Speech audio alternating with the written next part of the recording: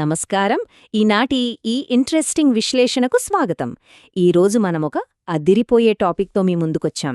అదేంటంటే, మనిషి లోపలుండే యంత్రాంగం అసలెలా పనిచేస్తుంది, మన బయటి బాడీకి లోపలుండే శక్తులకు మధ్య అసలు కనెక్షన్ ఏంటి, ఈ సీక్రెట్స్ అన్నీ ఈరోజు మనం చాలా సింపుల్గా డీకోడ్ చేద్దాం. సరే, డైరెక్ట్గా టాపిక్లోకి వెళ్ళిపోదామా? మీలో ఎవరికైనా ఎప్పుడైనా ఇలా అనిపించిందా?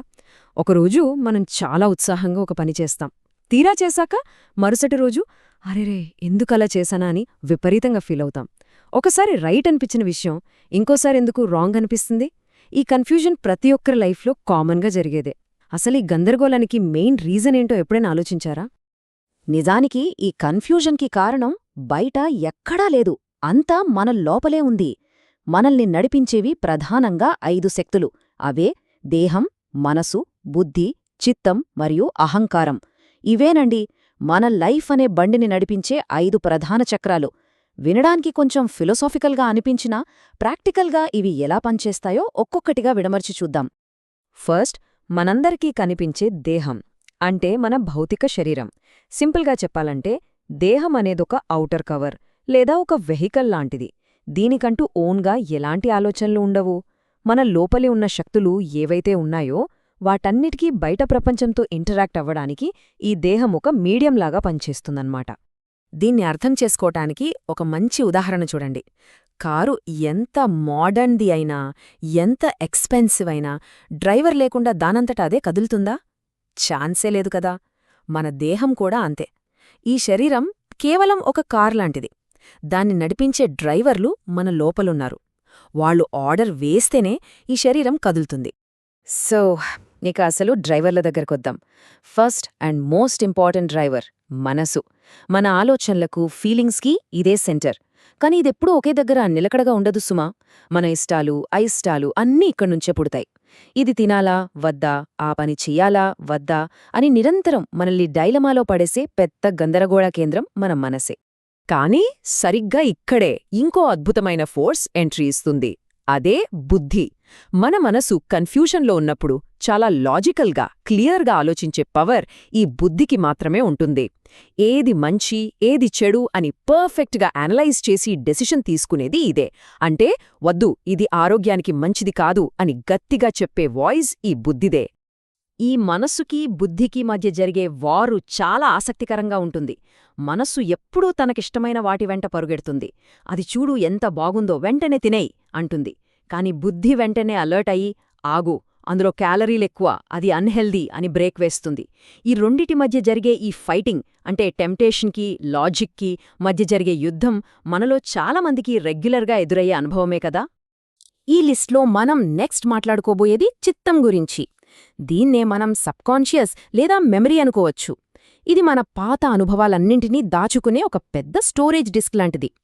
అప్పుడెప్పుడో చిన్నప్పుడు తిన్న ఏదైనా స్వీట్ చూసిన వెంటనే దాని టేస్ట్ టక్కున గుర్తొస్తుంది కదా. అలాగనమాట. మన అలవాట్లను క్రియేట్ చేస్తూ బ్యాక్గ్రౌండ్లో చాలా సైలెంట్గా తన పని తాను చేసుకుపోతుంది చిత్తం.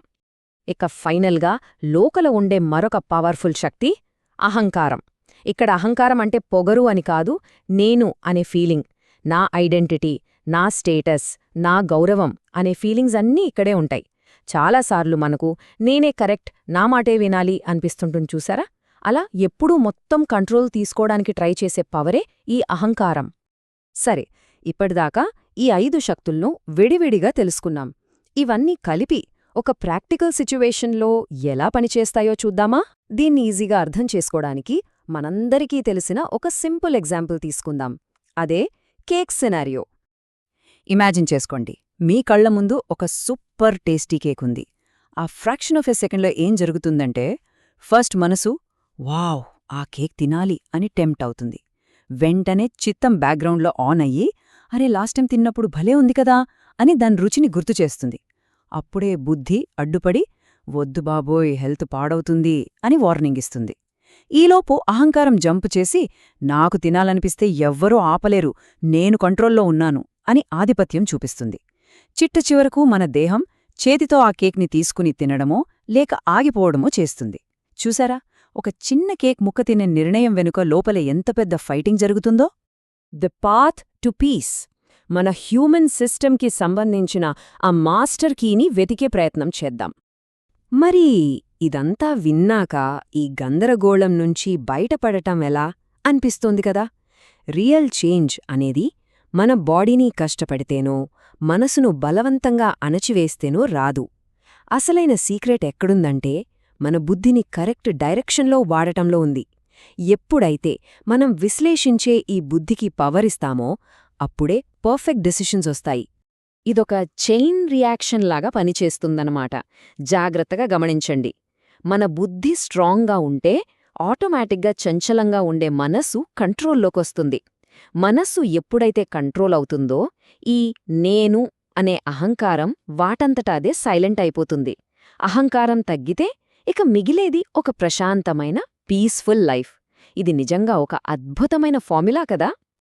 సో ఇక ఈ విశ్లేషణను ముగించే ముందు ఒకసారి మనల్ని మనం ఈ లోతైన ప్రశ్న అడుగుదాం.